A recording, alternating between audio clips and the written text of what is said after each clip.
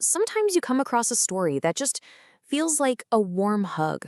Well, today we're going to peek into the kitchen of one of those stories. We're going to deconstruct it and figure out the secret recipe for a story that's basically engineered for ultimate comfort. All right, let's just dive right in, starting exactly where the story does, with this one, simple sensory detail. See, this line, it's not just about the weather, right? It immediately sets this peaceful, kind of a rhythmic mood. It's basically telling our brains, hey, it's time to slow down and just listen. So what is it that makes this story so powerfully soothing? That's the big question, right? We're not just going to sit back and enjoy it today. Nope. We're going to be like literary bakers. We're going to break this thing down to its core ingredients and really get into the mechanics of what makes something feel so unbelievably cozy. Okay, ingredient number one. And honestly, I'd argue this is the most important one, how it engages all of our senses. It's not just describing a place, It's using this really rich language to kind of quiet down all the noise in our own heads and pull us completely into the world of the bakery. And let's start with scent, because our sense of smell is so powerfully tied to memory and emotion. The story doesn't just say, hey, we're in a bakery. No, it builds this entire world through specific smells that, let's be honest, are almost universally connected to warmth and home and just comfort. And get this, these smells aren't just sitting in the background. They're active. We're smelling the cinnamon rolls while they're baking. We're smelling the spices as Lily is mixing them. It makes the whole experience feel so immediate, so incredibly real. All right, so that's smell. Now let's move on to the sound. The story's soundscape is just as important. I mean, sound can totally create tension, or it can release it, right? And this story is so deliberate about choosing sounds that are gentle and rhythmic and predictable. It's basically creating an environment where there's nothing to be alarmed about. And this is such a key move. There are no sharp, jarring noises anywhere. Think about it. Even the beep of the oven, which could be annoying, is framed as a happy sound. It's a signal that something delicious is ready.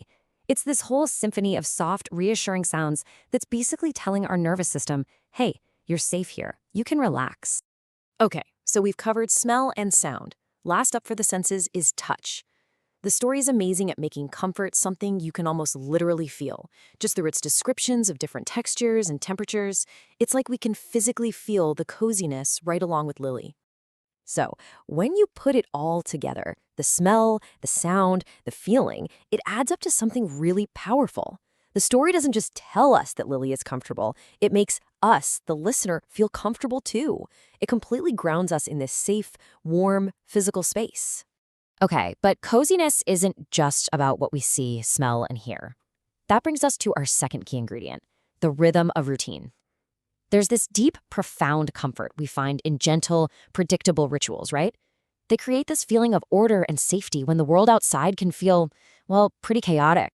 And this whole story is built on these small, comforting rituals. They're like little anchors for our day. And there's a reason for that. Our brains are literally wired to find safety in things that are predictable. So when we see a reliable pattern, something we understand, it's just incredibly soothing. I mean, look at Lily's morning tea ritual. It's a perfect example. Every single step is deliberate, it's unhurried. This isn't just about making a cup of tea, it's like her own little ceremony of calm. It creates this tiny pocket of stability before the day even really gets going. Oh, and this is such a great example. A tiny repeated action, just plugging in a string of fairy lights, becomes this huge, powerful symbol.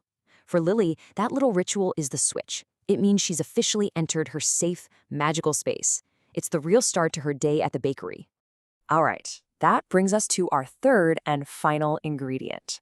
And this one moves beyond just Lily and into the warmth of community. We're talking about those gentle, low-stakes social interactions. This story creates this amazing sense of belonging, but without any of the stress or drama that we usually expect from stories about relationships. And this, right here, is at the heart of what makes this story so different.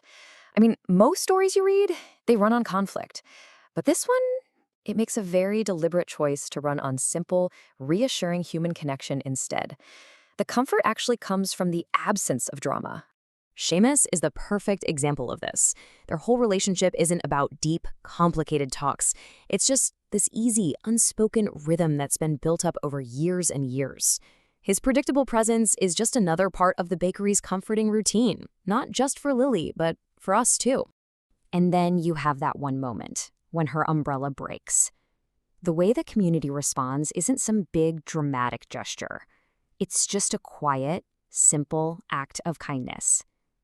That little note on the new umbrella, it just deepens that whole sense of community and proves that care doesn't have to be loud to be really, really powerful. So really, in the end, it's all these small, gentle connections that turn a building into an emotional sanctuary. The bakery stops being just a shop. It becomes a safe harbor, a real home away from home for every single person who walks through that door.